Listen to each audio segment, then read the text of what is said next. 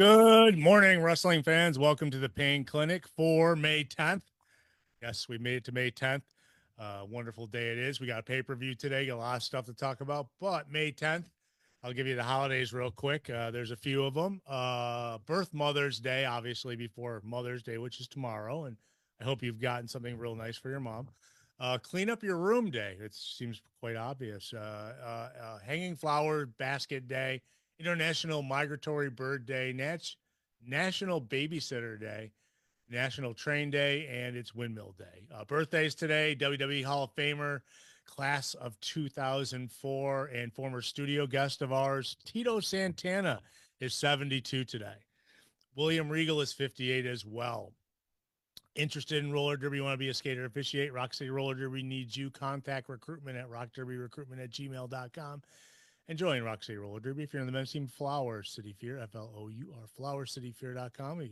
Always looking for volunteers. In fact, they're in a parade right now. It's the Lilac Festival parade's going on, or will be in the next few minutes. And most of those skaters in town are going to be skating in that. So kudos to them. A week from today, Rock City does have a home game at Minette Hall in the Dome Arena, and they're going to be playing the Wearing Roller Dolls, I believe they're called. I can't remember, but I'll be announcing, so you'll catch me there. But check that out 1 week from today.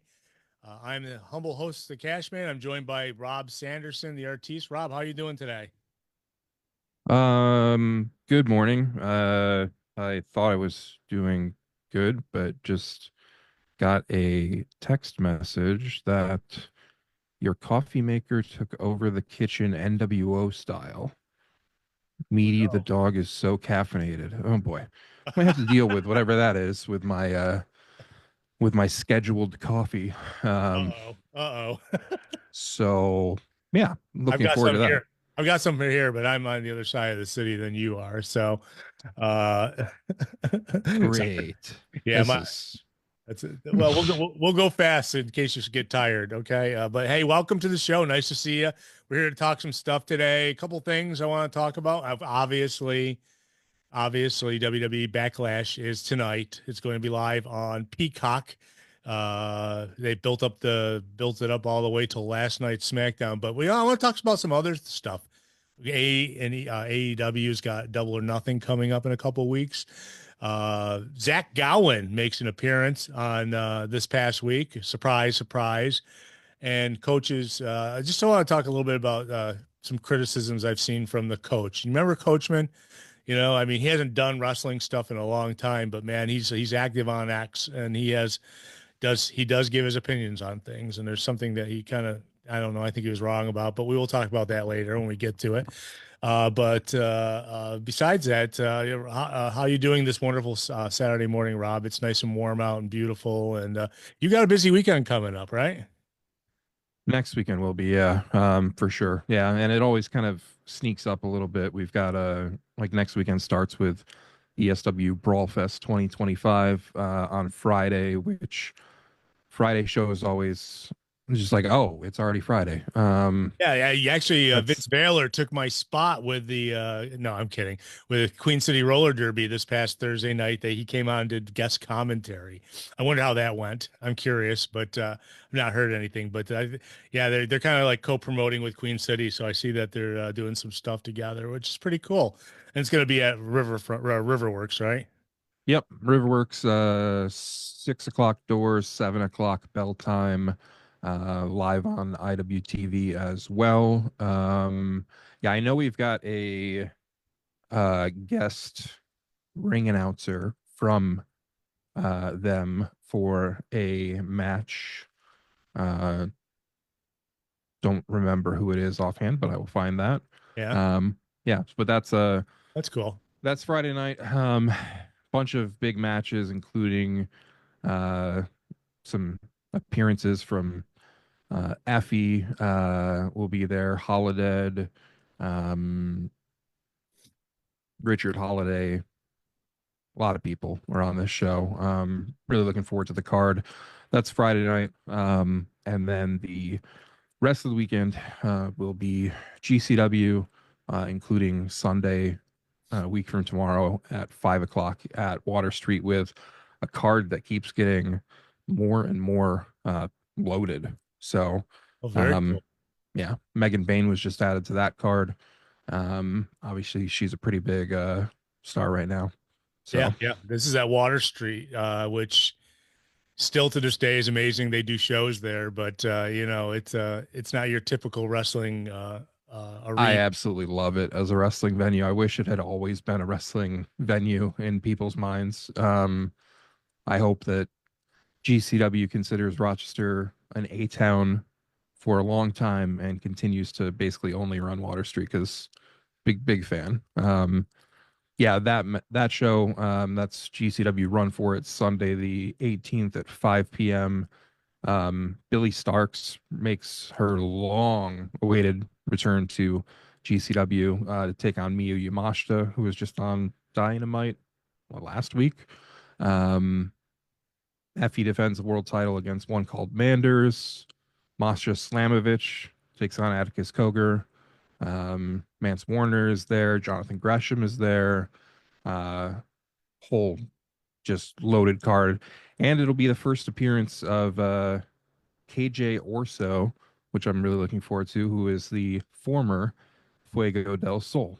Oh yeah, Who, the unmasked Fuego del yes, Sol. Yeah, yeah. yes. So looking forward to that. He was a very villainous individual in recent weeks, and so I'm looking forward to see what he can do now unmasked. And he says there's no more tornado DDT, which got very popular in AEW and stuff. So I don't know. Hopefully somebody hits him with one. But All right, cool. And that's Sunday in Rochester. Was Saturdays there in Detroit, was it? Baltimore, Baltimore. So it's interesting. Joppa, Maryland, the night Interesting. before 8 o'clock, You said Effie's going to be at ESW on Friday. and Baltimore Saturday, and Rochester on Sunday. Oh, so if you guys Yes, need a ride, man, look for Effie after Friday. You know, I know he's got a flight, so not everybody's flying that weekend, but yeah, yeah, he's on ESW and GCW here. Atticus Koger's on both. Richard Holiday is on both. So yeah, it'll be a fun weekend. So very cool. So we won't see you next week, I'm guessing. I don't know. Well, I at this time next week, I don't even know where I'll be. But yeah, Could be in transit. It could be who knows. hopefully that Monday I'll be sleeping. But Yeah, yeah, very cool. with Very cough cool. drops. But looking forward to it. Yeah. Oh my goodness. Yeah. I mean, with like all the pollen in the air around here too, I can imagine that I know my voice has been kind of shot with just all these pollinating trees in my yard and freaking kicking stuff everywhere. With the night, I mean, listen, that with nice weather comes those things, it's like, oh yeah, that's right. And then we have the Lilac Festival going on this week as well, next week too, I believe. So Well, if lots we of get somebody like Drew Parker, GCW last time doing a dive off the Water Street balcony, that didn't help my voice for a while either. So, sure, yeah. That it's or like the gore. Good to see it's almost Rhino on TV this week. yeah, Right. yeah, man. What was that? It's like, but that jump off the balcony was like out of the dark. It looked like, it was like, it's like, obviously, I mean, the camera knew it was happening, but it was very dark upstairs when he was coming down. The So, play-by-play guy had no idea though. oh yeah, well, the camera guy certainly did. That's for sure. I don't know. I remember saying, "Where'd he go? Why'd he Yeah, leave?" it's a discussion we had kind of last week when we were talking about camera angles and stuff like that. So cool. Well, let's get to talking to some stuff we saw this week, and then we'll get to the news and get out of here. I want to thank anybody who's in the chat room. I see Pat and Bill and George are all there, and we will jump right into this. Is something, I mean, there's a few little things I want to talk to you. Nothing outstanding beyond Backlash, but Zach Gowen showing up at Dynamite this past week, front row, with I guess with his kids, and it's always. I mean, I guess it was probably shocking the first time someone had their prosthetic limb pulled off, but it is still shocking to a lot of people who have never seen something like that, and that happened in the middle of the ring, and then of course Ricochet was goofing on it as trying to walk up the aisle. I don't hate Zach Gowen. I know that Zach Gowen it has got a weird story about, coming into the world of pro wrestling, getting hired. He wasn't the guy that was hired incorrectly. There was another guy with one leg that was hired, and they realized what they wanted Zach Gowen, not that guy, and it was very, very weird. But what'd you think about Zach Gowen's appearance? I mean, obviously in Detroit, we got, you mentioned Rhino. We got a Rhino appearance, and I think it was a great crowd, hot crowd, definitely for Dynamite. So, what'd you think, Rob? Yeah, I mean, I liked seeing him pop up there. I don't know if he got possession of the leg back between Ricochet taking it and next week's Dynamite in Chicago, hopefully. But yeah, I mean, it's good to see him back on TV. I didn't realize that, I mean, it had been since what, 2003 since he had been on TV, because he has been fairly active in the indie world really that whole time since then. And he's been in, I mean, he did a lot of teaming on the indies with Gregory Iron, including in ESW and 2CW. But he's been active this whole time. And I mean, that was always a nice inspirational story back in the day.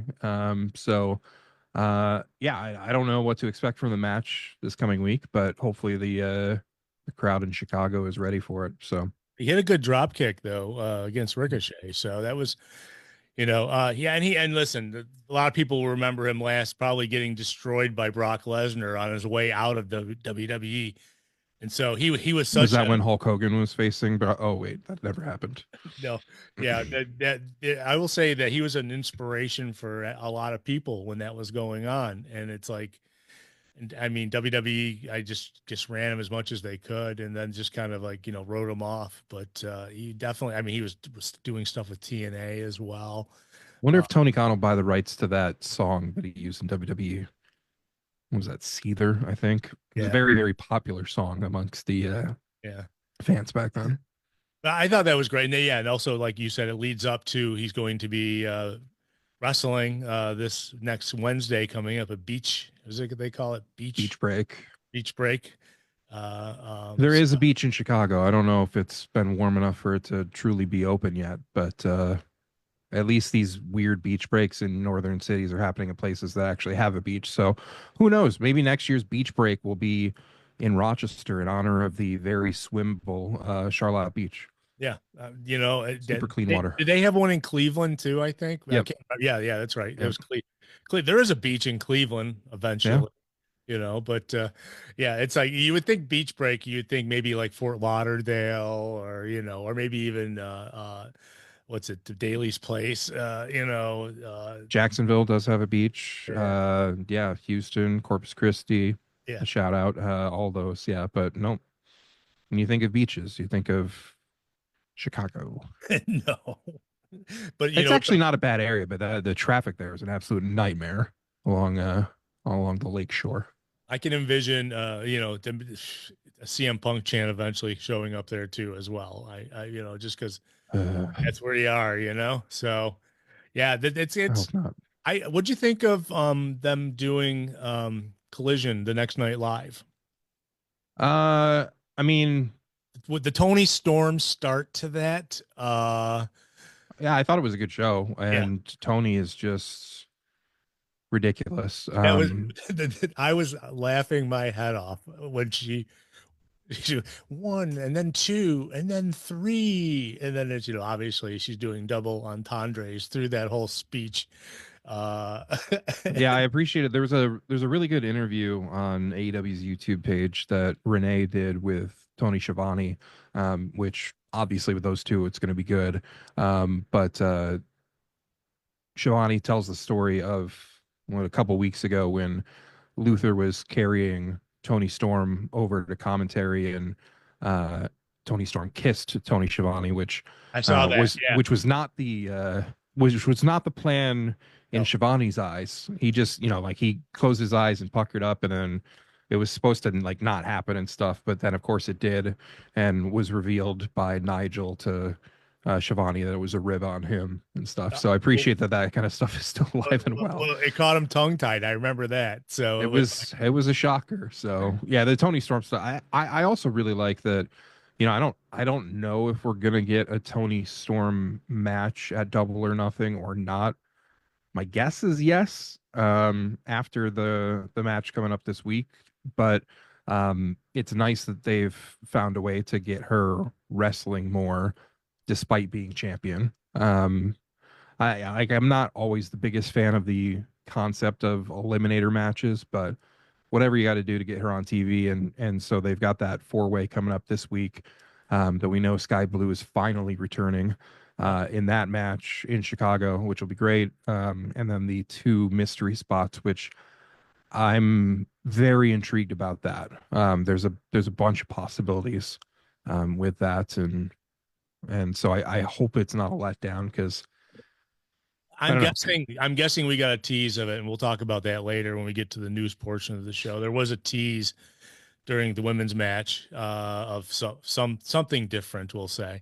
That definitely, yeah, it's good to see Tony Storm definitely getting some wrestling time on TV to go out there. Because I mean, what I think there was a time when she was the champ before where maybe, I mean, obviously she's gold on the mic, and sometimes that's all you need to be to set something up, but you need to get in there and wrestle too. And it's Yeah, like, I mean, yeah, she's and it's nice. Like, I mean, she's been very consistent with being on TV, and she, doesn't need to wrestle. I will continue to campaign that nobody in that company needs to or should wrestle every single week.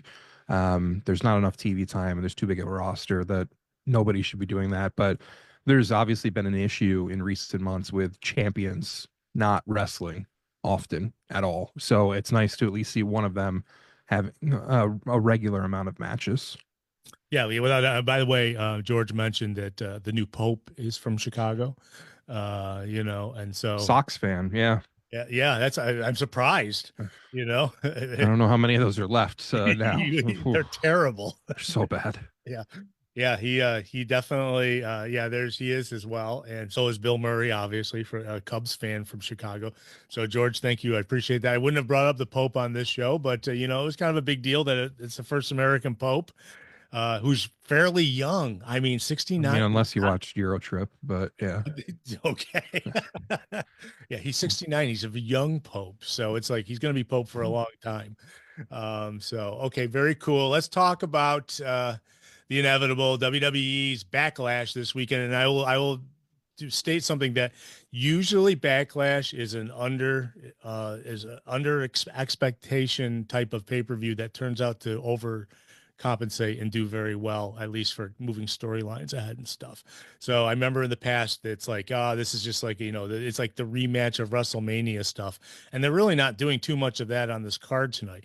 But it's usually a surprise card, and it's usually pretty good in the end. So we will see. But there's only 5 announced matches for the show, which and we're gonna get some quality. Dominic and Penta for the Intercontinental Championship. How can you deny Penta with the push that Penta's getting and the crowd reaction? I think it's fantastic, and it's like I don't understand because it's the same stuff he was doing in AEW. I mean, like the whole the walk and and the screaming Almeida Lomito or whatever it is that he yells, and I mean it's really not that much different, but it's getting over huge time, man. Would you expect that when Penta was signed to be like pushed first of all heavily? It's like, do they do that just to think, well, look at AEW doesn't know what the hell they're doing, they have this guy and look what we're doing with him? Because the Tony fumbled narrative, which again, he did not fumble with Penta. Penta, I said many times over the years that there was too much going on with Penta and Ray Phoenix and AEW in some aspects. Listen, Penta is a great wrestler. I think that he is somebody that he's held, you know, singles world title gold in Impact and other places. Like he's somebody that I think can do much bigger things than where he's at in WWE right now. It's good to see that they are using him. I don't know if there's any extra motivation. I think it's smart to use him like this and let him establish himself as a singles guy before they inevitably put him and his brother back together as a team. But I think that him and Phoenix are both very popular, very super over with any wrestling crowd. They're very good wrestlers. They're super athletic. I've always been entertained by Penta matches. I mean, he was one of the stiffest guys on the indies back in the day too. But I think that he's where he should be right now. And so I'm glad to see that, when somebody comes over there, that they're actually being used properly. And when you look at all the people who have, defected over to WWE from AEW, Penta is probably, in terms of the ones this year, the one that interests me the most on that roster in terms of, what they're going to do with him and all of that. So, um, obviously they're not doing anything with Andrade. I haven't seen a ton of the Aleister Black or Rusev stuff, but some of those, I don't know. You could say some of them were losses to AEW. I think more than anything, it's just sometimes it's time for a change. Sometimes there's people who are really good in WWE who are just going to get stale there and should go the other direction. Stuff like that just happens. So Oh no, it's good. Good thing there's two companies out there. They can make a yeah, paycheck someplace else, yeah. and be reintroduced. I mean, remember Rusev, what was it, the TBS champion and losing it to Sammy? Rusev, the Yeah, TNT. TNT, that's what it was. TNT championship, losing it to Sammy in Rochester, but he was Mhm. hurt. He was hurt a lot of time under that contract. He was definitely, they just never. Yeah, yeah. I mean, he had some good matches during that reign, but I mean, once that was in my mind like the last day of Miro really being relevant in AEW. And I think that overall his run there turned out to be a disappointment. All things considered.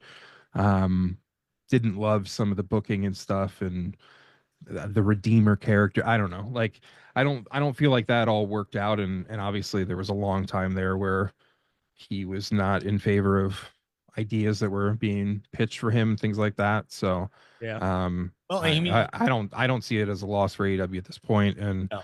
um, if WWE can use him, great. I don't know. He kind of is still using that Redeemer character, in the promos he's cut. He's not doing it exactly, but there's a lot of feel to the same way being, like the Crusader, like the Christian Crusader or whatever, so he's still kind of doing that thing, it's like, and then you look at Andrade, who now is being teamed up with Phoenix. I don't know how long that'll go, but eventually there'll probably be a turn against one or the other. There's a lot of rumors about they're trying to bring the Lucha Brothers together. I don't know. We'll see, I guess, tonight I if I wouldn't rush it. I mean, that's the thing. Like there's only so many different things that you can do that I think I'm curious to see like my issue with a backlash is not their fault, but it's one of those situations where it's like, okay, well, it's the first show after Mania, and usually backlash is in the show where like a bunch of things change or titles change hands or things like that. Often it's usually kind of a filler in that sense, but um, so I don't expect, Penta to beat the still new champion Dominic Mysterio, but certainly they should be able to put on a very entertaining match. Yeah, I agree. And there's like I said, there's five matches, so that's one. I mean, I don't know the order in which they'll go. Obviously, John Cena and Randy Orton probably will be last, being it's in St. Louis and John Cena is the champion, and John Cena has been cutting these gold promos, talking about how he's going to destroy the legacy of Randy Orton. Proceeded to tear it down completely last night about his dad. Nobody knew what his dad was. Basically he's just saying that all the young fans have no idea who Randy Orton was, and then saying Randy Orton was a slacker and really just kind of just showed up, and that's the reason why he's been there so long. He just kept showing up.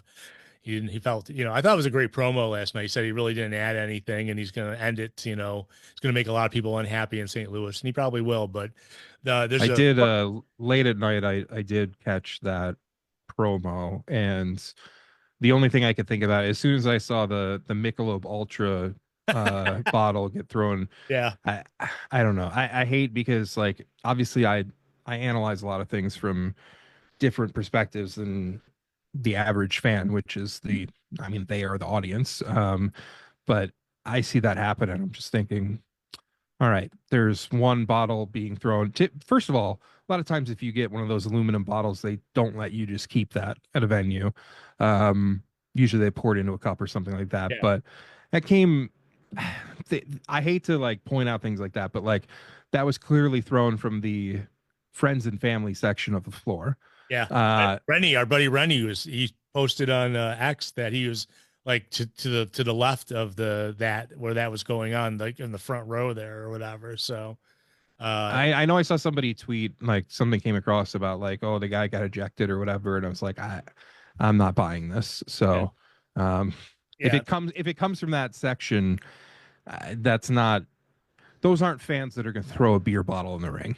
There's a great reverse shot of it online too, where you can see where it's coming from, and it's like, yeah, those are his bros or something, you know. It's like, and if it was somebody in that section, then they're an idiot because they're never going to get those sweet seats again. So, yeah, but it was in I'm not Dayton, buying man. They were in Dayton last night, which is like, it. is known for It's a town. it's known for tires. Their major company in town, it produces tires. So I've got some Dayton stories from college, but I drove through Dayton a lot of times when we do this summer affair, the Derby tournament that's down in that way. We go to Dayton for like, I guess there's like a there was like a punk rock swap meet or something that they do every weekend downtown, because downtown was dead when we went there. And it's like, so we went downtown and visited places that, there was a few open things, but Dayton was really pretty much like much like Rochester, just empty on the weekends. there's multiple times where I had to fly to Cincinnati and ended up booking the wherever to Cincinnati to Dayton flight and then just didn't stay on the flight for Cincinnati to Dayton. And that was significantly cheaper than just flying to Cincinnati on its own.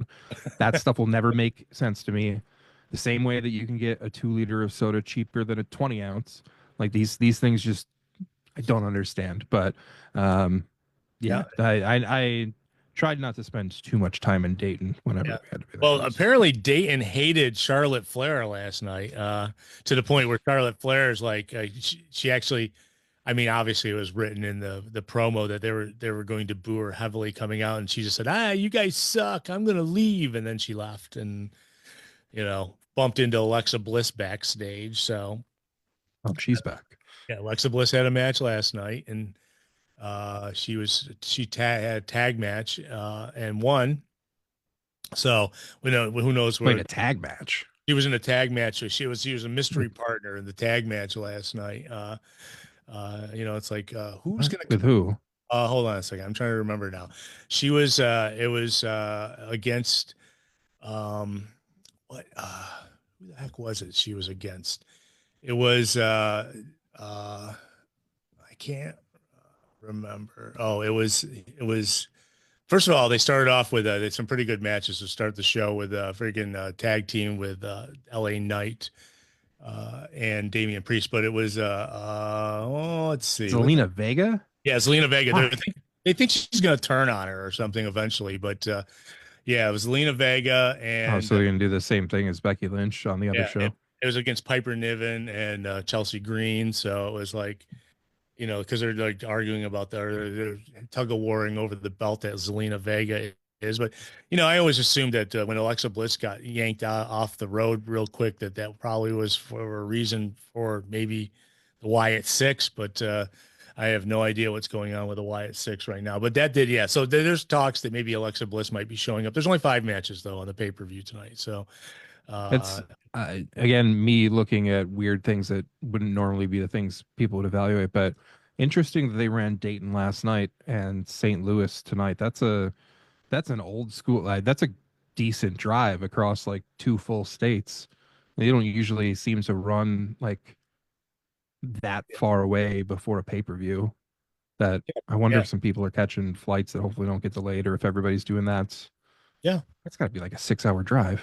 At least it's your, it's a cruise, so Not it's that that's like an insane amount. One of the teams I used to work for hosted their lone home playoff game and got eliminated on Thursday night. the team in Corpus Christi that the the arena is not available because the rodeo comes in that same time every year. I know a lot of Amerks fans are like talking about like this kind of stuff this week. So they played their home game in El Paso, which is only 700 miles each way, as a Only home game. And yeah, so they lost. The here, season's it's here. over. It's farther than New York City is from Rochester. Like the road games in that series are in Fort Worth, which is uh hundreds of miles closer than El Paso. So I mean, it just doesn't make any sense. But very difficult. Like it's not like Rochester here where you can drive 5 minutes and find an ice rink. So not a lot of True. options down there, we'll say. Yeah, I've got actually some hockey news later on the show. So I don't know if you looked at it or not, but I have so not. okay, so there's a four-way. Next up, fatal Is four-way. it a four-way hockey game tonight? No, Just that'd combine be the two wonderful. games. By the way, the Caps are playing tonight in Carolina. So Why are none of these I games in the afternoon? I'd 1-1. Yeah. But Jacob Fatu versus LA Knight versus Damian Priest versus Drew McIntyre, which they like I said last night, we had Jacob Fatu and solo versus LA Knight and Damian Priest. It's turned into them all brawling, which of course was going to happen. It's promoting a pay-per-view the next day. So yeah. Oh, you mean like how next week will be leading into the next couple of weeks will be leading into an AEW pay-per-view. So surely we'll have opponents wrestling against each other and tag matches combining two Oh, yeah. different pay-per-view matches because we've never seen that before no. in professional wrestling yet. We don't want to give the whole thing away, so we'll just give the tag team match version of it away. Wrestling bookers, stop doing this, please.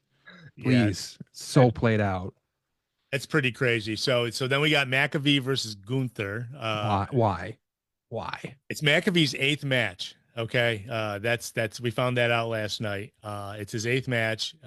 Like I said, he was a stunt boy in all the other matches he's been in. So he's done all he sold all the finishers and everything. So I mean, that's why he's not announcing. So if you're not a fan of Pat McAfee's announcing, then watch the pay-per-view tonight or watch the live event because he's not going to be announcing. In fact, Michael Cole and Wade Barrett are doing the announcing the whole night. So no Pat McAfee involved. We got Valkyria versus Becky Lynch for the women's intercontinental title. I assume because Lyra Valkyria has held that for quite a long time that probably Becky Lynch needs a belt at this time in her heel turn. I don't know. I mean, that's what I'm thinking. And obviously there's John Cena and Randy Orton in the main event. So I mean, there's belts involved except for one match, the McAfee Gunther, but I'm guessing they'll probably add something to it. You can't do 5 matches on a Backlash. I'm sure they'll have to, they'll find some way to do a tag team in there or something. No, just put a 2-hour break between each match and make you watch Peacock ads and stuff. Well, it's interesting is Axiom now is been called up to SmackDown and they've beaten everybody since they've been called up.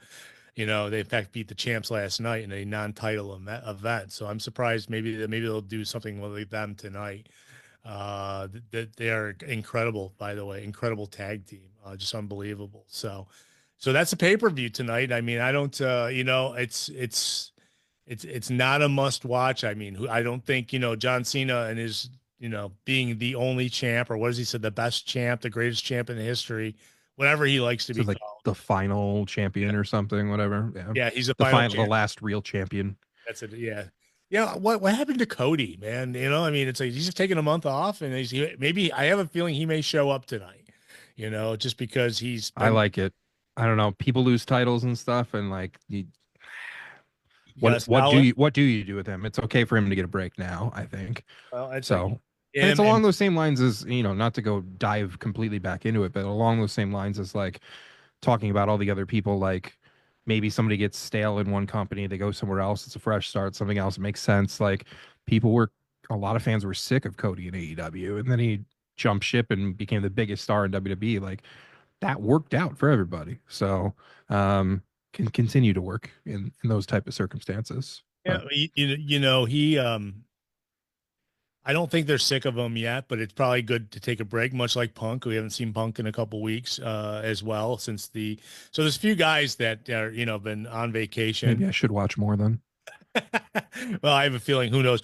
Those guys may show up, I'm guessing. There's a lot of guys who in fact, you were mentioning Malachi Black or whatever, Alistair Black. He did wrestle and he beat last night. He wrestled on SmackDown and he actually got a win, which actually was surprising because he but Carmelo is the guy he beat, and Carmelo's kind of like been getting a huge push too. So it's, Carmelo's been tagging with the Miz. It seems like whenever they like, why does the Miz always become like the tag partner of guys that are like, just starting their career? Because it seems like it always like they hand it off to somebody, and it's the Miz. And I don't have a problem with that. Miz is okay, Miz Miz will, is a role player. I mean, I know yeah. like he lost that singles match to Alistair Black. I still got to get used to saying that again, but um, Miz gets so much hate, but and he's been there forever, and Oh, he's a Hall of Famer he's without a the doubt. perfect person to have people first go in and beat on their big return or whatever or their debut and stuff. So yeah, shout out to the Miz because he doesn't get enough No, credit for what he does. he's definitely a Hall of Famer, and he's a dude who they call it in the UFC when you have guys that are not quite championship caliber, but you have to step over them to get to it. They call them gatekeepers, and that's what the Miz is. He's like a gatekeeper. You got to come out and then Makes me think of like a wrestling video game, but yeah, I mean yeah. that's So you yeah, got to get past the Miz to get to the next level. Yeah, there you go, there you go. And it's and Miz is a decent guy too, man. He definitely yeah. is. He definitely deserves like all the Even though he's a Browns fan, yeah. yeah, I know. Yeah, yeah. We can't hold that too much against him, I guess. But or maybe we can. I don't know. But I've become I've learned to like him a lot. It's like me, I mean, obviously everyone used to hate him in the beginning, but that he has got such a he probably should write a book, and he may have already. Just talk about all those stories that'll get lost by the wayside if he gets too old, like the ones where they kicked him out of the locker room and all those stories you hear about him. I just didn't like him in the beginning because of that stupid hat that he used to wear. He got rid of that and everything was good. So, I just remember he was hosting the Diva Search, mm. and he just didn't know what to do sometimes when he was standing on stage with a microphone. Yeah, yeah, some awkward moments. There was definitely some. So, but kudos to him. But yeah, he's now become Carmelo Hayes's guy, his go-to guy. So they come out as a pair now, which it's pretty cool. I mean, and of course, obviously, R-Truth. You see, he's still in John Cena's corner. He holds up signs for him and all sorts of things. So it'll be an interesting pay-per-view tonight. You definitely want to catch it. It's I believe it starts at 7 tonight, so you might want to tune in a little bit early. I think the pre-show starts way earlier than it should. I'm probably like 4 or 5. We're not quite doing it. Caps games at 6. Yeah. Yeah, yeah. They'll probably find some way to put another match, I think, on the pre-show and maybe another match on the show. There'll be some sort of surprises, and like my dog just sticking her head in the camera there for a second. But that's tonight. You want to check it out. Something else I want to talk about, not WWE, is Quick shout out to the on the broadcast side of things. Uh, Again, I don't catch a ton of it, especially during hockey playoffs and stuff. But what I see from Joe Tessitore, what I hear from him, he's really doing well. And that ring announcer, I don't even know where this guy came from or whatever, but he does a pretty good job for somebody who just got thrown right into the mix. oh yeah, So yeah, he was a I new don't know what hire his too. name is, but whoever that SmackDown ring announcer is, that I think seemed he's to a new make him, hire. I think I saw that he was a new hire. It wasn't like they brought someone up like Mike Rome or somebody from NXT. He was a new, but he does great. John Cena coming out and making him do that introduction for him that he does every time. And because I think there's been a lot of issues over the years with like whoever the new ring announcer is. They always kind of, a lot of times it seemed like the people weren't really like wrestling fans. So there were a lot of like mistakes that like a ring announcer would make that none of the diehard fans in the crowd would make, kind of thing. Like they know the names better than the ring announcer, which that kind of thing should never be the case. But yeah, I don't know. I think he does a good job, whoever he's. yeah, speaking of, there's a new Botchamania out that came out yesterday. I've got to watch sometime today. So if you ever want to see people make mistakes, they definitely isolate them, and over you get to hear them. So I'm sure there's Still, some. I only have really one Botchamania appearance at this point, but I do enjoy regularly tuning into it, even though the for me the heyday of Botchamania was back in the AEW dark days with all the Excalibur and Taz nonsense from commentary that I miss from that show so much. Yeah. There's they flash back to Taz all the time. You know, I mean, he is definitely a So staple of. good when they pop up the cardboard Taz Yeah. card. I mean, that alone makes it worth watching every week. So There's like even stuff from like that, you know, wasn't apparently they had like trapped some mic conversations between Michael Cole and Taz when they were working SmackDown together, where they'll play that back where they're talking about people in the crowd and stuff, you know, and it's like obviously I don't know how they got that stuff, but they somehow captured, maybe it was during a commercial or something. There's really some funny stuff, you know, some of the stuff Taz goes, you know, or Taz telling Tony Schiavone to shut up because he's trying to call a match. You know, there's a lot of stuff that pops up like that all the time. You know, so, you know, like Tony's phone rang a couple weeks ago. I think it was on Dynamite. And oh yeah. yeah, oh he got beat up over that one. That's for sure. So it's definitely some good stuff. Taz is so good with the humor. I don't know. I guess I never really. I think he had his hands tied more when he was in WWE, but like Taz, who just like doesn't care and says what he wants and jokes around and stuff. Like I love that Taz on commentary. Like he cracks me up all the time. It reminds me of, you know, when we first started doing this show and ECW was coming to Buffalo to the Burt Flickinger Center or Burt Flickinger Arena, or whatever they call it. I still see it there every time I drive through Buffalo. Uh, Taz came on the show to tape an interview with me. And it's like, to be honest with you, I wasn't too familiar with everything in ECW. So I had to do like research and write questions down. And he's like, "You're not going to ask me anything stupid, are you, that I'm going to get mad about?" And I'm like, "No, I promise you I won't." And Well, now I will. Yeah. no, but he came on a couple times because the next time he came on, it was like he was really good even after he warned me of that, you know, because Gabe asked me that too. Gabe's like, "You're not going to ask him stupid stuff, you know, like lawsuit things," because there was stuff going on at the time with New Jack and being sued, and it was that whole mass transit incident and stuff. So Yeah. it's like, no, I don't care about that stuff. We're here, you know, I'm living kayfabe at the time, so it's like, but we want to talk about at least his history and stuff. He was I a don't remember the exact details, but it was something I think this week where one of the commentators said something about like a submission hold or whatever, and Taz was like, "Yeah, I don't know anything about submission wrestling or whatever." Like, don't like just like so sarcastic and like I don't know. It's very entertaining. I think like Dynamite's a great show. Usually week to week, but it's best with commentary. yeah.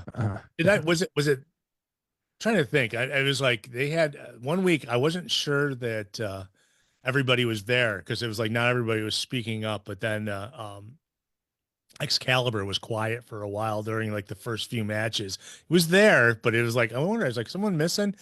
And it's like I definitely enjoy the commentary in AEW way better than the WWE stuff because you know you got Nigel, man, who Nigel is freaking. I love Nigel. Nigel is you know I hope we get to see him in the ring soon because I know it's going to happen.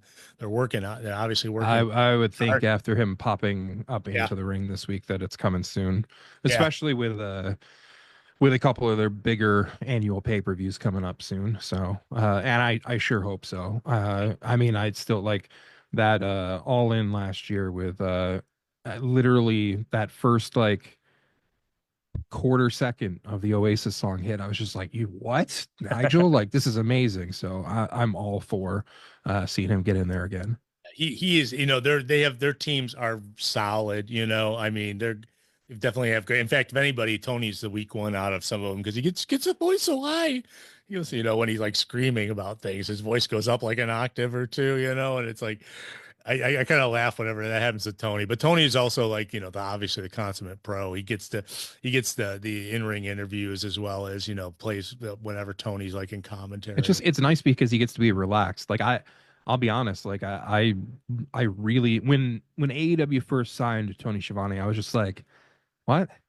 And I've really enjoyed him there because he's relaxed and he gets to just like be entertaining and stuff. To me, it's not the same as like WCW where like he didn't have that freedom to act like this on commentary. He just had to be serious and sell the show, even if it was god awful. Like, you know, not that some of us haven't been in those kind of situations in sports or wrestling or whatever, but you know, like I just I like that they they get to kind of just be themselves and have fun. It's nice to listen to that as opposed to like, all the years of knowing that like Vince is just screaming in somebody's ear Oh and yeah, yeah. WWE and all that kind of stuff. So it's the same way that like I was happy when they gave Renee a chance on commentary in WWE. And, from everything I've heard from her, it doesn't really sound like that's something that she wants to try again. But I feel like it could work a lot better in AEW than it did in WWE because she could just be herself. And like I said, that interview was like a 20-minute like interview with her and Shivani was like it was just so good. I don't know. I like they're both so Renee's one of the best broadcasters in the world. She always has been.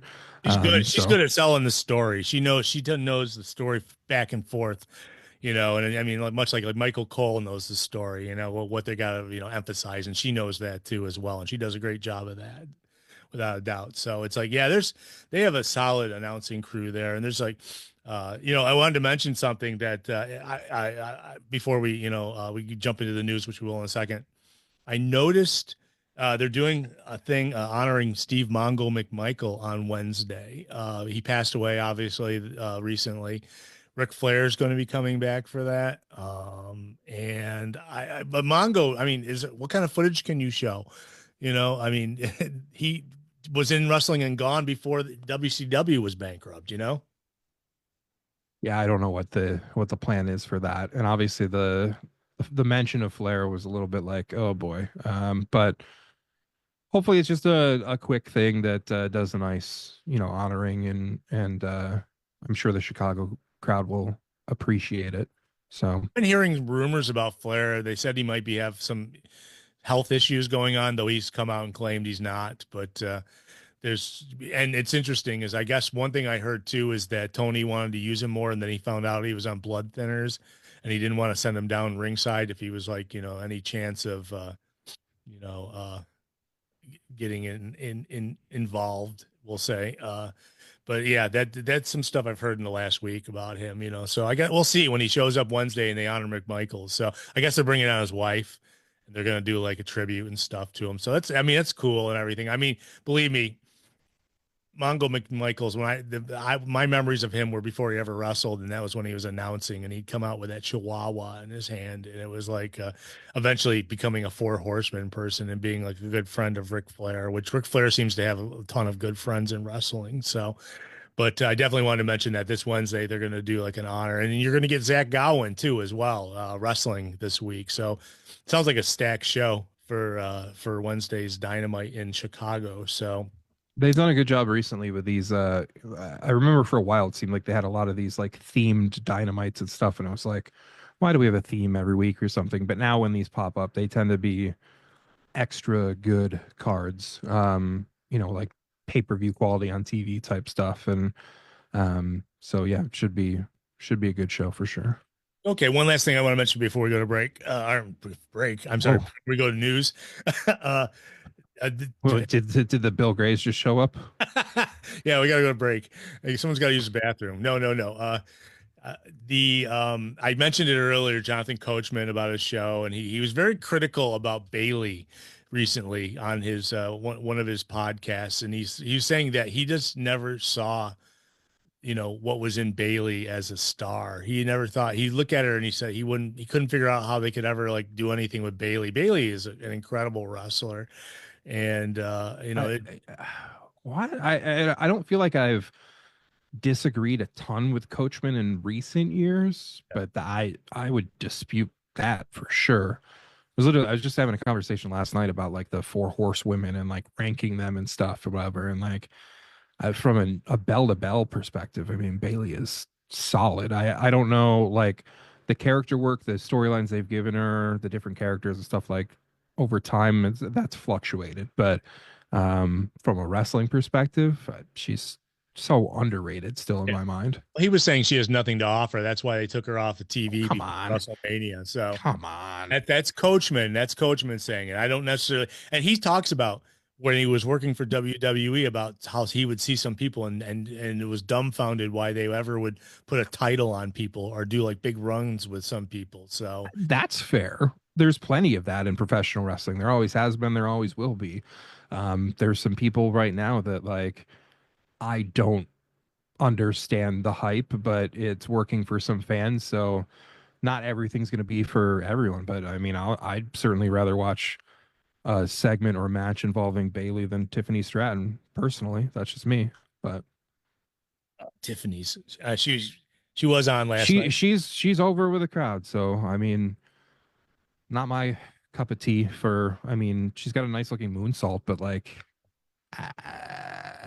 We were discussing at WrestleMania how if you put her side by side with Sabrina Carpenter, they kind of look the same, you know.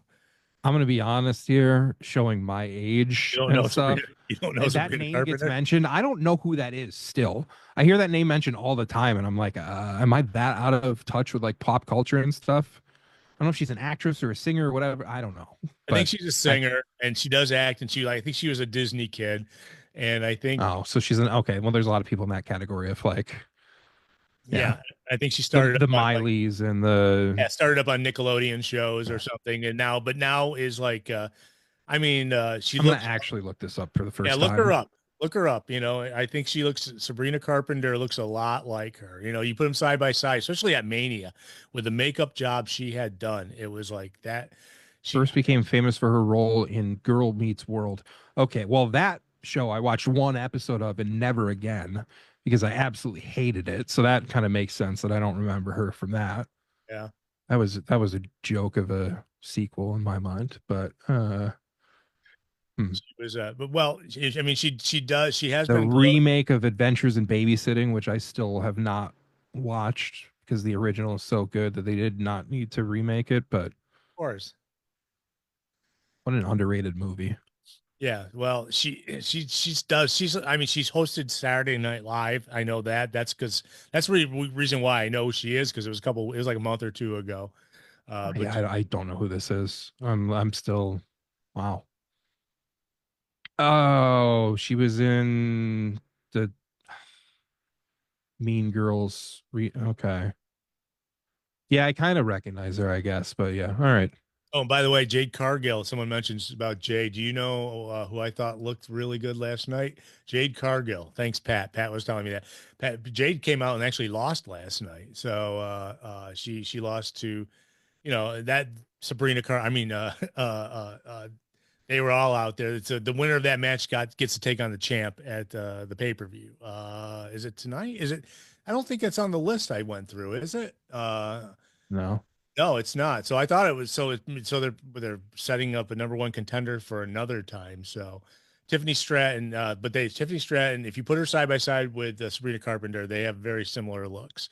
Yeah, we won't talk too much about, but you know, this is all shooting off of the coach there, like being critical of Bailey there, and obviously Sabrina may have the crowd, but Bailey does too as well. And Bailey's been off TV since before WrestleMania. Don't know really what's happening with her, unless she maybe refused to sign a contract extension, and then maybe she'll go someplace else. But she's been off TV for some time now. But we're gonna get to the news now, and that's one thing I want. Yeah, it's like, do we agree with Coach? Probably not. Coach, but he was giving his opinion. He's an interesting listen. If you go to it, he does a podcast and he talks golf most of the time, but he still gets questions about wrestling all the time. Yeah, it's like I guess it's a little surprising to me because I didn't think that Coachman was one of the people that like would keep up with pro wrestling at this point, but maybe he does. I don't know. I remember he came back for a short stint when they first came on with ESPN, and he was Yeah, doing something with them then. And I guess he must have had a falling out, or maybe it's just a short term contract. But he wanted to do the Golf Network, and he does the Golf Network, so that's what he's doing. But I remember I'll never forget about the time with the Elimination Chamber match in Albany when we were standing over watching him do the Sunday pre-show. Night Heat on Monday the Night Heat pre-show yeah. out in the lobby, and nobody else was out there. And Hmm. it's like we could just wander into the camera view, and it was like, yeah. And we were yelling stuff to him too. He was a good guy. He had a good sense of humor. So we weren't the only ones. There's other people obviously standing around, but there wasn't a lot of people. They all were inside the. I don't remember what it was, the Knickerbocker Arena back then. So it was I think it was the Pepsi Arena at that point. Pepsi Arena. I'd seen the concert when it was a Knickerbocker. So Wanted to mention AEW Double or Nothing. It's coming up. We'll have more going towards it. Obviously, Moxley is going to be taking on Joe in the main event. It's just going to take, how long is it going to take to get to that point? Joe's already taken away the trios from those guys, and now he needs to take away the championship. There's some people that are on the sideline that we haven't seen in a while that may be coming back. I'm guessing sometime soon. Orange Cassidy, I don't know how bad an injury. He's still hurt for a while, I think. Okay. Yeah. So there's a few people that what'd you think of? And it was this is not this past week, but the week before, Adam Cole commentary on. I think he did pretty well. I was surprised that they threw him on for like a whole show. Basically, that was different, but yeah, I think he did pretty well. Yeah, when his people were wrestling, he was obviously being a cheerleader for them, but it was interesting. So let me get to the news and then we'll get out of here. There's a lot of news. I have tons of news, and then I don't want to start off with this terrible one to start first, but I will. Former WWE wrestler Mike Droese was indicted in Warren County, Tennessee, on one count of attempted aggravated sexual exploitation of a minor. A press release issued by the district attorney's office stated that on April 21st, 2024, Droese used his Coinbase account to attempt to purchase child sexual assault material. That's sick. From the dark web, quote unquote. He's 56. He's younger than I am. The 56-year-old Droese worked obviously as Duke the Dumpster Droese, and we may never see him again. Maybe that's a good thing. Throw him in the dumpster. Yeah, he did last work MLW's Battle Riot match in 2023, but apparently he was a teacher. He was of course. He was indicted in 2013 of 3 counts of delivery of controlled substances. He served 30 days in prison and resigned his teaching position. So that was 2013. So that's terrible news. I never was a fan. That was the dumb part when you had plumbers and garbage men. And I remember, I'm one of the very few people that is nostalgic for the new generation time of WWF that most people would pick as. I saw a poll this week. Most people were picking it as the worst era in WWE history, which take Duke the Dumpster out of there. That shame on you for thinking that was worse than the PG era and stuff. I don't agree, but I do have my Friar Ferguson shirt someplace, so no. I mean, I guess like if I had not been, when it was clowns and plumbers and hockey players and dumpster trash men and all these people, like, would I have appreciated that if I wasn't like 8 years old at the time? Probably not. But there was a lot of really good talent back there from a wrestling perspective too. So Triple H started then. If you saw his Hall of Fame video that they had, it showed him coming out as Hunter Hearst Helmsley, and he would I hated him when he first debuted. He would bow and do all that crap, and it would be the bouge idiot, and it's like that was there, but there's some people who survived that obviously, but maybe it's good that when Vince had to go to ruthless aggression, that changed the whole business, and no more of I think the Undertaker was the only one to survive the bizarre gimmicks, that I guess the boogeyman kind of there's a few of them out there still, but nevertheless. When they got into like stupid, I was a big DX fan in the 90s, and I hate a PG DX stuff from the 2000s. Hate it, all of it. You like when they dropped all the poop on Shane? No, none of that stuff. I honestly, like, whenever I see the 2000s DX logo, like the spray paint logo, it just makes me cringe, because that's like number one example to me of like destroying a legacy. Like, original DX was awesome, and that kind of was like the when Triple H was coming back from an injury. I think they went into that, right? So he was still probably coming back from an injury while they were doing, well, at least we can go do some goofy stuff or something, it was like okay, once in a while, like a Michaels joke would be funny, but for the most part, it was like he was really edgy for probably all the wrong reasons back in the original DX days or whatever. And then you come back and it's like born again Shawn Michaels that's in something called Degeneration X. Like, that doesn't fit at that point. Like, he's not cooking hot dogs, right? No, it's not the same thing at all. Like, not everything has to be revived or redone or any of that stuff. Oh, So it was terrible when a guy came out with the hockey stick and the pads on, and from the cartoon era, that's what we should call it, the the cartoon era, goon, the goon, the goon, mid Minion then too, good I old believe. Bill Irwin. Yeah. Yeah, yeah. There's some good things. I mean, Bill Irwin was a great wrestler in WCW, man. He was the Irwin brothers. They were, I mean, it was he was, I mean, not great, but they were a great tag team, and they, I mean, I, I was very when Mick Foley became like a major player in WCW. When I was watching, it's like, man, this guy, I don't think he's that good. He obviously doesn't, spend his time in the gym. That's what I always used to think about. I mean, it's like, obviously I changed my opinion as the years went on because he was, obviously can do the big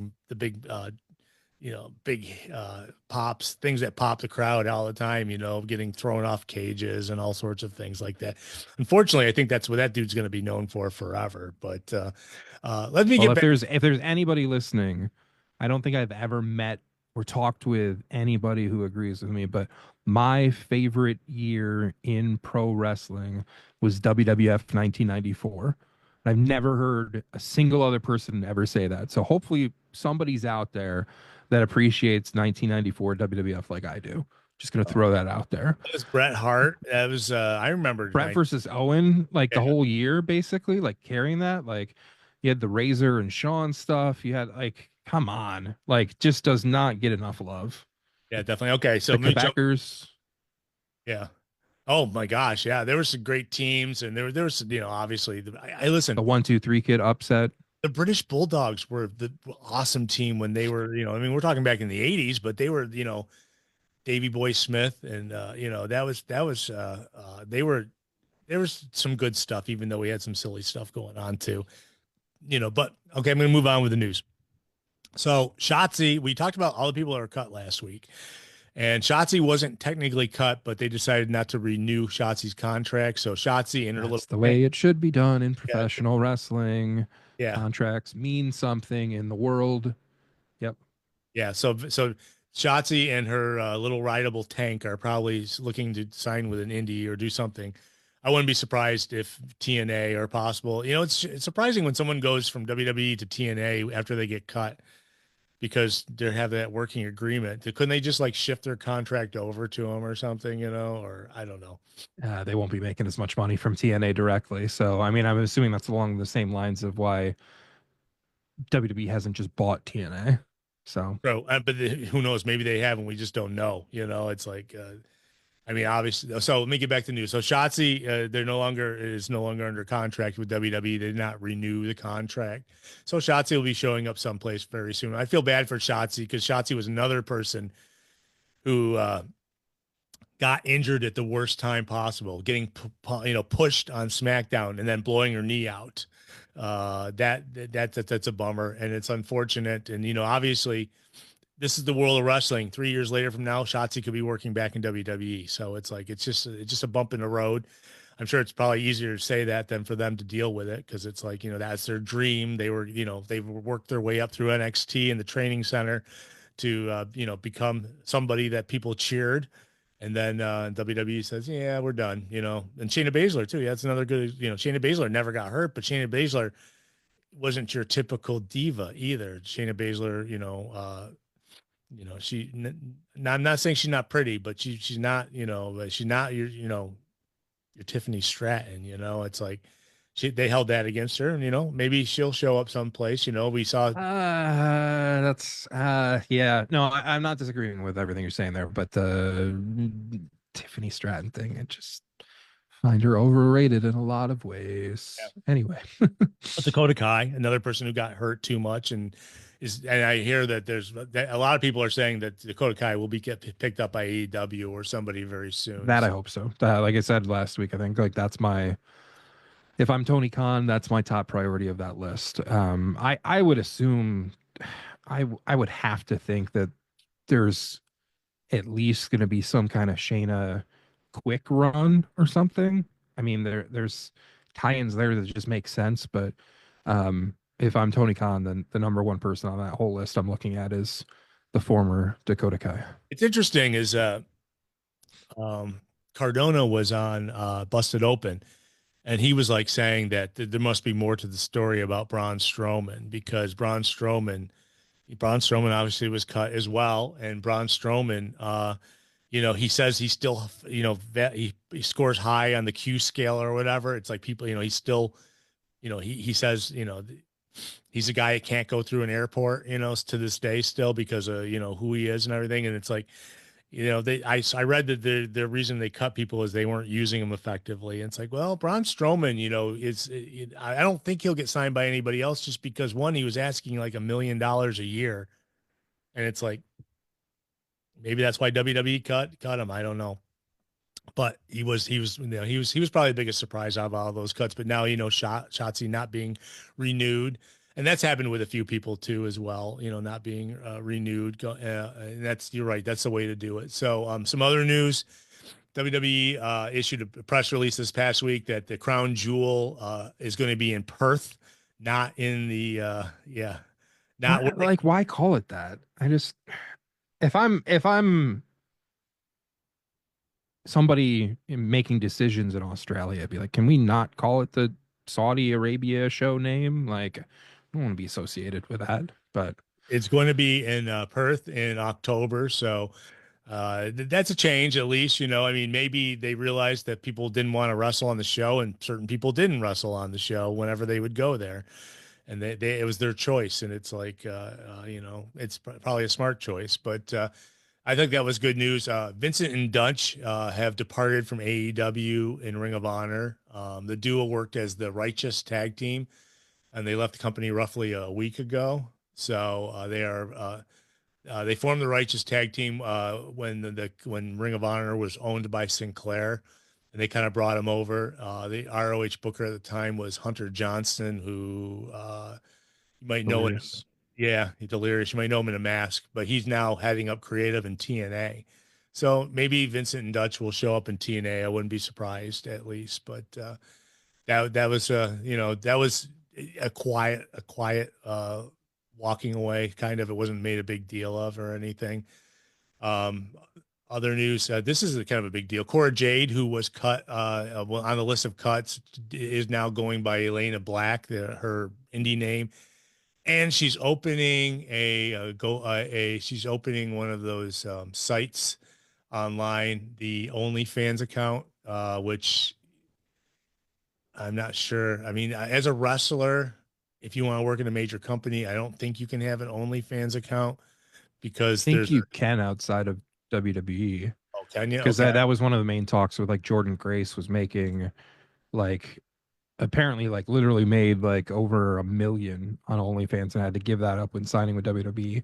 So yeah, I don't know if she can go make a ton of money there and work elsewhere, then she might be better off financially than she has been Well, I on the mean, NXT deal. I mean, she's gorgeous, and I mean that's what I think of when I think of OnlyFans, is like, kind of the provocative, kind of like Mandy Rose, like she wasn't on an OnlyFans, I think, but it was something like that when she like refused to shut down her site, and then WWE cut her.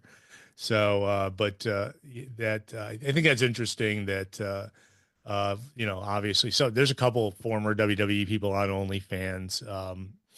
I do not pay for those things, but if you want to pay for it, she's going to be charging $15.99 a month. So and it's not starting until June, early June, apparently. So you can check it out. Look, search her name, So Elena the day Black. her 30 days is up, Probably, 'cause I yeah. assume she can't launch it until that. So She also teased a potential future match with AEW's Julia Hart. So that's interesting. When in the yeah, plug. I'm curious what's going to happen with Elena Black, because like a lot of people think that she would be going to AEW, but like there's been heat there with her and Sky Blue for years, um, amongst other stuff. So I don't know if she'll show up there or not, but Interesting. Yeah, and Sky Blue will be back next week, so we know that.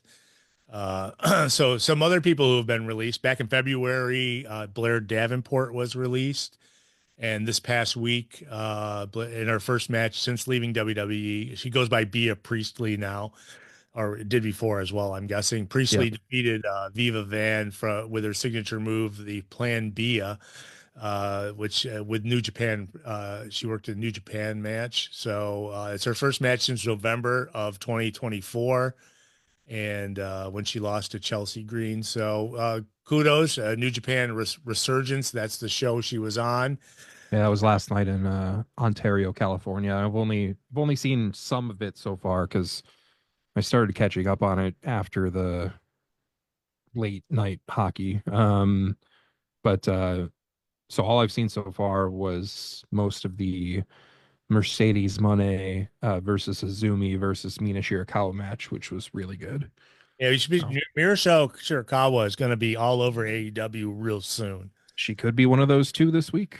Yeah, I wouldn't be surprised at all because because she definitely finished her time up with Stardom, and definitely is moving to the United States. So, or definitely coming here to work. That's for sure. And And I should mention that would be spoiler alert. That's not a spoiler because it's already aired, but the New Japan Strong Women's Champion Azumi, who won that title last night by pinning Mina Shirakawa in that three-way match that also involved the now former champion Mercedes Moné. So unless the belt, belt collector Mercedes Moné is down a belt now, yeah, lost one there, huh? which I didn't necessarily know. Like, obviously, there's a possibility of her ending up with like the AEW Women's World Title or the Ring of Honor World Women's Title, something. And I figured if that were going to be the case, that she wouldn't lose any belts before then. But she is down one now. And maybe they can make an angle and said she needs to replace it with the women's heavyweight title. Yeah, I don't know. We'll see. I mean, if I'm her, I'd be like, I don't want to carry a fifth belt around. Like, we got to do something about this. Well, she just stretches them over the background. I don't think she's, I mean, you just like That's a lot to carry. Those, I mean, those belts are not light. So Oh yeah, definitely. So ask all the fans who buy their owns in the crowd. They definitely will tell you they're not light. Remember when used to play past the belt? You know, yeah, I don't understand the carrying it around. I don't know. Like, put it on display. But for sure. So Joe Henry, the current TNA World Champion, is reportedly garnering significant praise within WWE. Of obviously, he got a WrestleMania match. With internal sources suggest that a future signing is highly likely once his contract with TNA concludes. Of course, it'd be dumb, not to have him. I mean, especially when everybody was doing his Joe Hendry move, the week of WrestleMania, everyone. I'm glad that I can't believe him. I'm glad that people like have found him to be somebody to really get behind and everything. Like, it's good. Like, we need more new stars in wrestling and stuff. He's on my list of people that like everybody loves, and I'm kind of like, okay.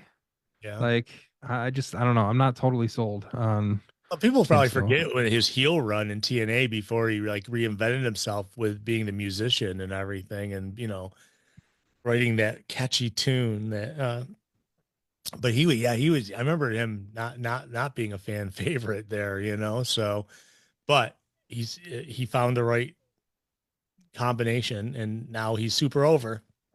Randy Orton was said talking in an interview, last couple of days, about wanting him to be his opponent, at WrestleMania from the get go. From when they announced that Kevin Owens wasn't going to do it, he immediately started campaigning for Joe Henry. So it's like he got it. I hate that Joe lost so quickly and the way he lost, but he still got some exposure. He was on a Mania.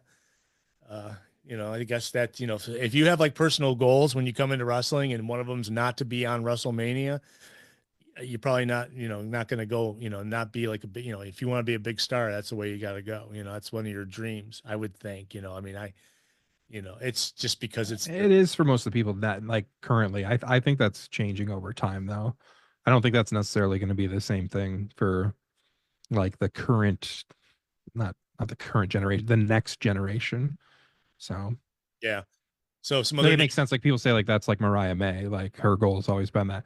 That makes sense and stuff. But I don't know if there's somebody who is now like a girl that wants to be a wrestler when she's older or whatever. Like, I don't know if that's the only goal to have anymore at this point. So It's true. It's true. But, unfortunately, the crop of wrestlers now, that was it, and so that's the ones who are, will get, if they get an opportunity, that's where they will go. And I mean, we get Penta, we got, we got Ray Phoenix on WrestleMania as well.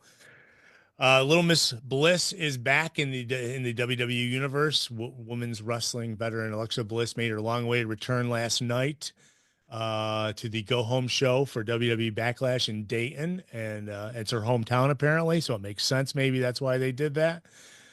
She's been ready to go for a while. I She's know from that. Columbus, but okay, I guess we'll Okay, home state. Yeah. near her hometown. Okay, Yeah. cool. Former sidekick for the late Bray Wyatt returns, still looking very much like her darker Wyatt Six friendly character as the surprise tag team partner of Zelina Vega last night. She actually got the pin in the match against Chelsea Green and Piper Niven. It was nice to see her back. I don't know. She did bump into Charlotte Flair backstage, and Charlotte told her, or she told Charlotte, "Well, we need to have a chat." So I don't know if that's setting something up, but they wouldn't show if it wasn't. So that's good. WWE's planning to host talent tryouts over SummerSlam weekend. Remember the SummerSlam we talked about last week? That's going to be 2 days. Well, they're going to be doing talent tryouts scheduled for Wednesday, July 30th through Friday, August 1st.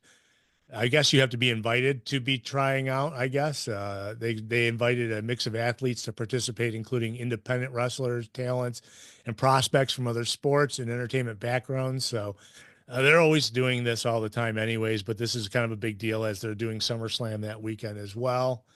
A top AEW star is in a contract year. AEW standout Willow Nightingale is nearing the end of her current contract with All Elite Wrestling.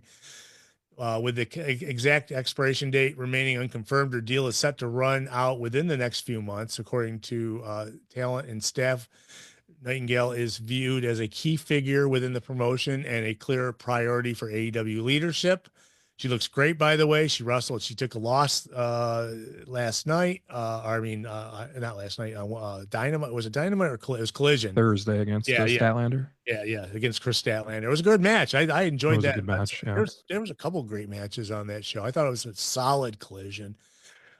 So we'll hope that Willow gets re-signed. Willow obviously is not the same Willow who was with him a couple of years ago. Obviously, getting into shape a little bit better. Obviously, you can see that the work on herself is like incredible, and you definitely have to sign her. So I'm just throwing that out there. And another thing, AEW Women's Champion Toni Storm kicked off this week's episode of Collision with the provocative trip down memory lane, recalling her first time as being messy, sweaty, and painful, but admitted that she couldn't get through it, whether it happened once a month or several times a week. Over time, she said things escalated from one opponent to two, then three, even incorporating objects and an audience of perverts watching every move. And if your mind went there, get it out of the gutter. I was laughing my head off. It was like, she ended it all with what she stated, spit on it, sit on it, let's get timeless. So that was her quote at the end of the promo. Oh, Tony. Oh. Yeah. So definitely interesting. So this is the hockey relay I told you about. Duke Lesnar is advancing in his hockey career after being selected by the Medicine Hat Tigers in the Western Hockey League. The son of big win last night for the Medicine Hat Tigers. Oh yeah. The son of former WWE and UFC star Brock Lesnar, Duke was chosen in the 5th round, 115th overall in the WHL draft. During the 2025 season, Duke played for the Notre Dame Hounds, recording 13 goals and 15 assists for 28 points in 30 games, along with 43 penalty minutes. He added 4 more points in 4 playoff appearances. Duke is set to attend the Medicine Hat Tigers development and rookie camp this summer as he continues his journey in competitive hockey. So there's some hockey news there. Are those familiar names? Medicine Hat Tigers and the yeah, Medicine Hat's the I'm not going to go on a huge tangent, don't worry, but yeah, they're the top team in the WHL this year. Had a nice win last night against the Spokane Chiefs. Not much more to add than that. I had no idea that Lesnar had kids that were playing hockey or that were good enough hockey players to be drafted into a CHL team like the WHL's Medicine Hat Tigers. But good for Good for Duke. So Yeah, Duke. I wonder if his daughter is also. I remember she was in the news because she wrestles. I mean, amateur wrestling, but his mhm. daughter. I remember there was stories about. So both of his kids are athletic, but yeah, he played for the Notre Dame Hounds. Is that a team you recognize? Yeah, that's a prep team that has had some good names over the years. I mean that's probably he's getting drafted now. It was probably a U15 team. So I don't know. You don't always know how they're all going to work out. But yeah, I know that's one of the better. It's not like, I mean, I guess there's a few Notre Dames that people know, but that's one of the better prep schools within Canada. I believe that's in Saskatchewan. I was gonna say he. I think he Same as lives in Lesnar. Do. I think Do or Brock lives in Calgary. I think, or he's up there someplace. I know he has a he has a I farm think up. they at least where they're farm they were in Saskatchewan for but yeah, and then that's, I mean, that's not too far from, like, if Medicine Hat's drafting, and Medicine Hat's like southeast of Calgary. Not that we need to get into Canadian geography, but love that love that subject. So yeah. All Haven't right, been to so Medicine Hat yet. Someday. this you're not gonna like this next story. Oh no. The return of demand one last time appears to be drawing close. One source is reporting that WWE officials have recently begun discussing Bill Goldberg's name internally for a return to the company. This is something that Here has I been. thought you were gonna say something about like Canada being for sale or something, which would upset me, but oh, Bill Goldberg. They're already in debt. How could we even get credit to buy Canada? So, nevertheless, Bill Gold. This is something that's been long expected, with Goldberg himself confirming in various social media updates that he has been training for his final in-ring return. They had that thing How have last we year. not already been through this like 20 times? Yeah, I we had that don't thing. need another Bill Goldberg match. Remember, we had that thing Please. at Bad Blood last year where he got into it with Gunther. I'm not sure where it's going to go, but don't be surprised if And they're talking tonight. I've heard rumors that it being St. Louis is a big football city or whatever, or was, and he's a football guy. That there may be, it could be as soon as tonight. I don't think it's going to happen tonight, but we'll see. With the I don't care, to be honest with you. It's like are they trying to tie that in with the McAfee thing? Because yes, Gunther wins yes, the world title, and they don't do anything with him, and then they make him wrestle Pat McAfee, and then they're gonna make him wrestle Bill Goldberg. I'm like, it makes sense. who did he piss It makes off? sense. It makes complete sense because Gunther's the one that he had the staring off with a year ago. So when Gunther was champ. So moving on from that, we don't need to hang too much on that. But if you watched this past week's Dynamite, there was a brief, intriguing teaser. If you blinked your eye, you might have missed it. During the women's four-way match featuring Toni Storm, Thunder Rosa, Anna Jay, and Penelope Ford, a red spider graphic briefly dropped into the upper left corner of the screen. The eerie graphic reappeared several times throughout the about, hinting at something, or most likely someone, looming in on the horizon. So that could be another one of the mystery people that we're talking about. But it's I Thekla. thought it was a red balloon at first, Oh, it looked and like like that. I went back for a second, but like the way that like YouTube TV like puts their like the show title and everything on the screen, it was like kind of covering it up a little bit, and yeah, and then I didn't realize till after the show that it was a spider, and I was like, oh, okay, this makes sense. Apparently, AEW signed this indie wrestler Thekla, and that may be who they're talking about with the spider. We will find out. She's a big Japanese star. I mean, she was teaming with Julia over there, Stardom and stuff. So that's a big get. If it definitely seems like that's the case. Yeah. So big Japanese star, but she's from Europe, Austria maybe. Let's put another shrimp on the Barbie. Hey, Dumb and that's Dumber not a joke. knife. This is a Yeah, knife. Okay. yeah. Sorry. I don't actually think that. Yes, but We're no, she's good. So No, it's interesting that I bring that up because WWE has obviously signed a bunch of big star women wrestlers and put them on their NXT. And if you saw this past week, Julia had a match where she landed on the back of her neck really bad. I don't know if you get a chance to look for the footage.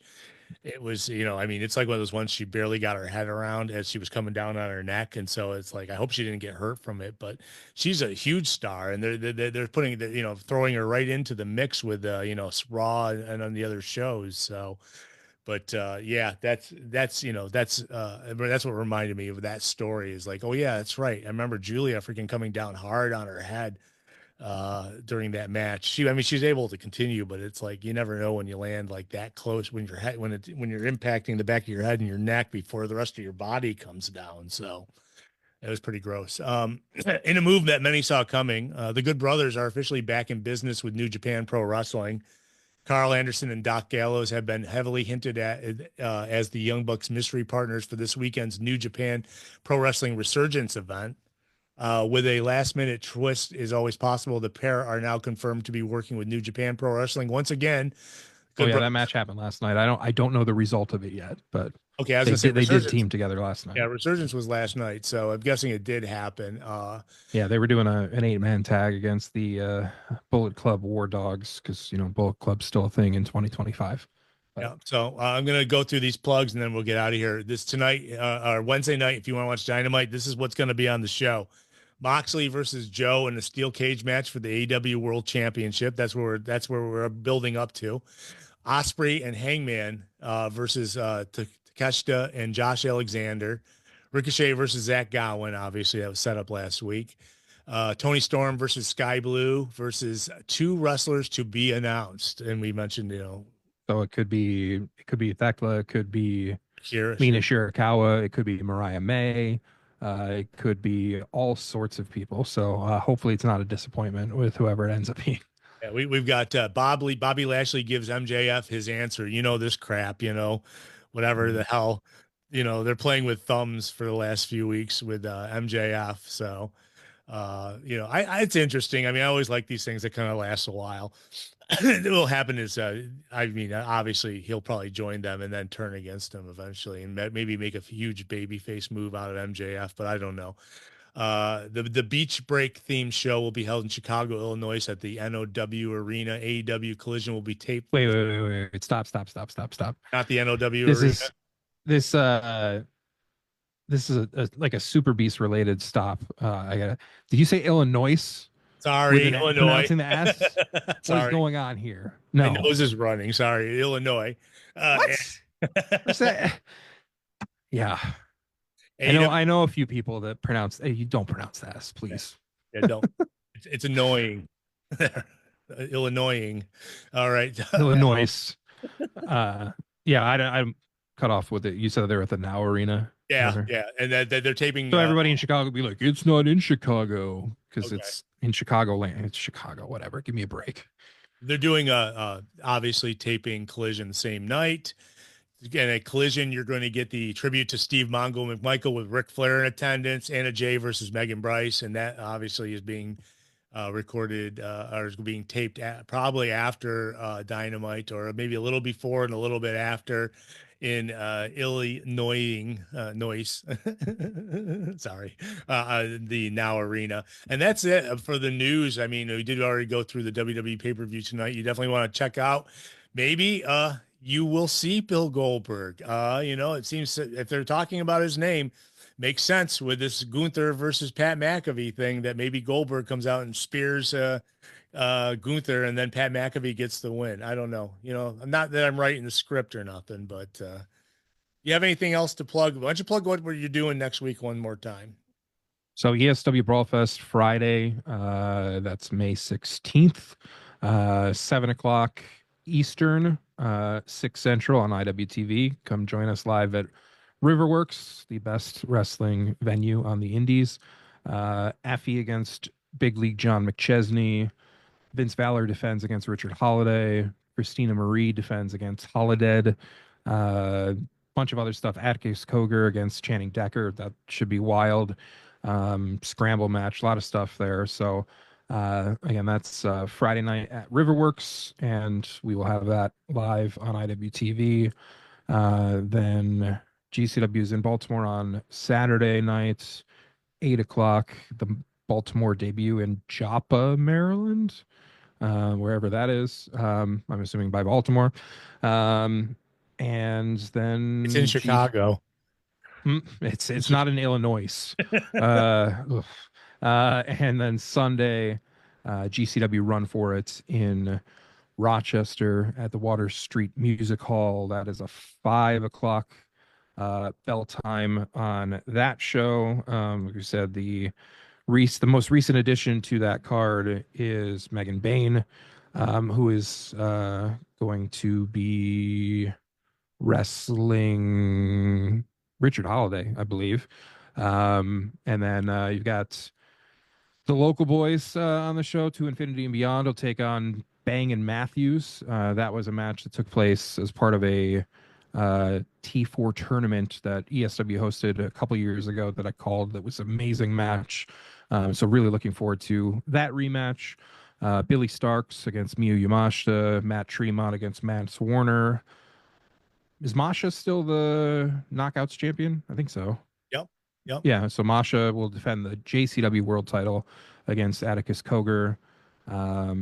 Effie defends the GCW world title against one called Manders, and more. So that is Sunday, 5 p.m., Water Street. Tickets still on sale, and we will have that for people on Triller TV Plus live. There you go. All right. Well, on that note, we're done. Thank you, everybody in the chat room. I obviously did not think it was going to go as long as it did today, but it did. So we're going to got some good stuff in there. Deal with that coffee. Shoot. I know it's an hour and a half now. You're probably falling asleep, but thank you, everybody in the chat room. Appreciate George and Mad Dog being there. Mad Dog, of course, he got definitely involved when we were talking about the comic or the cartoonish characters from the 90s and WWE. But thank you for everybody who's in there. Thank you, Rob. And we're going to get out of here. We'll see you next week. Same bat time, same bat channel.